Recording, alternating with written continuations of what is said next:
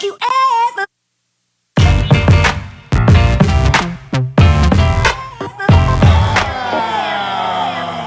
Like, how has your tournament, especially with the Queen of the Hill, how has Mhm. that shaped up against things like Outworld Television and Terra Dome? Well, Terra Dome is you as well.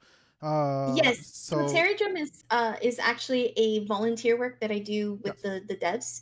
yes, I'm a QA tester for them. gotcha. And again, mostly volunteer work. So I try to help out when I can. But as far as like compared to other events though, so at first, actually, this is kind of sound crazy, but I knew Hot Rod before he became Outworld Television.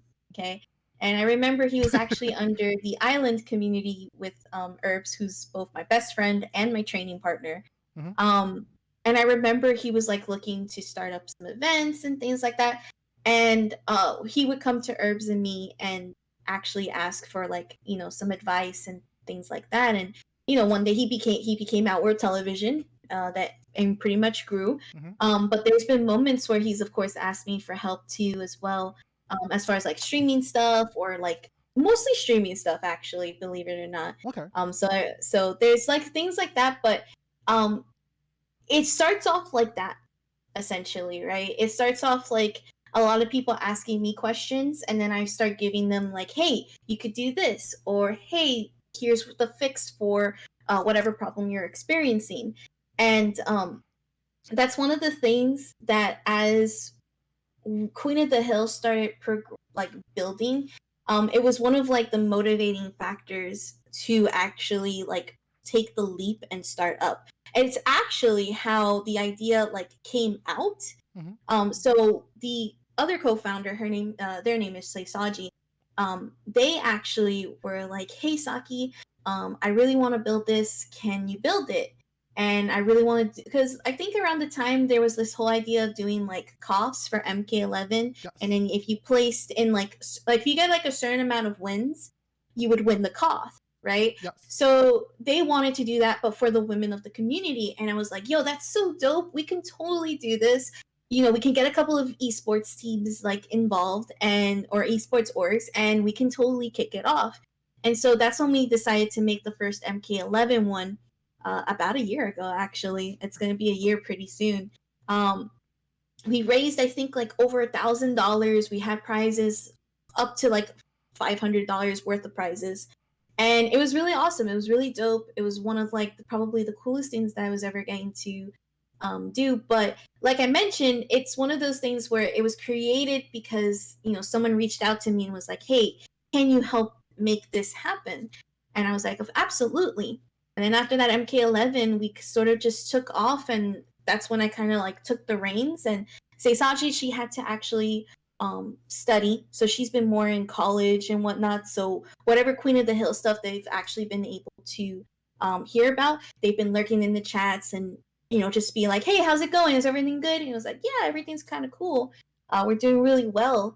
But of course, studies come first, and as That's we true. after that MK11 one, we just basically said, "All right, I'm going to take the reins, me, Saki, and we're just going to keep it going." We just touched MK. Let's touch Street Fighter. Let's touch Soul Calibur, and then we actually are right now dipping into Guilty Gear. Gotcha. So, and then like it's one of those things where it just grew, and it didn't grow overnight, but the fact that we're in the middle of a pandemic, we are creating something that many people are interested in because there's really nothing to do during this pandemic, right? Offline hasn't been really stable enough for people to actually go back out there and actually compete again. Yes. And it's focusing on a problem that has been existing since the pandemic and even before the pandemic. And it's the fact that women, non binary people, and other femme identifying people, they don't get the opportunity that they deserve. So with the Queen of the Hill series, they are gonna get that opportunity. Yes. Whether it be commentating, whether it be competing, whether it be gaining experience. One of those big things that we like really strive for when we do Queen of the Hill. And so when you see like Outworld Television and you see like all of these other like bigger events, um, we reach that level not only in production but also in mission, Yeah. because we're basically challenging and saying, hey, you're doing an amazing job, you're doing great for the community, but don't forget about these players, don't forget about these competitors, because they're just as part of the community as everybody else is, Yeah. and they deserve the recognition for their hard work. So Honestly, and I'm gonna tell you right now, a lot of me wants to say this, and I don't mean this as a disrespectful way. There would not be a hot rod, it sounds like, if it wasn't for you and the other women who have contributed to make things like Queen of the Hill. That is essentially what I'm hearing.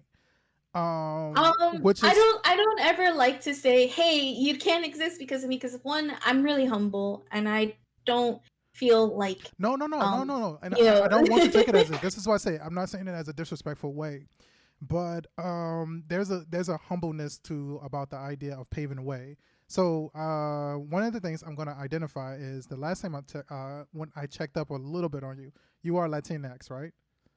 Yes, I'm Puerto Okay, Rican. you Puerto Rican of all things, Yes. Puerto Rican. All right, Came out of the womb with a switchblade.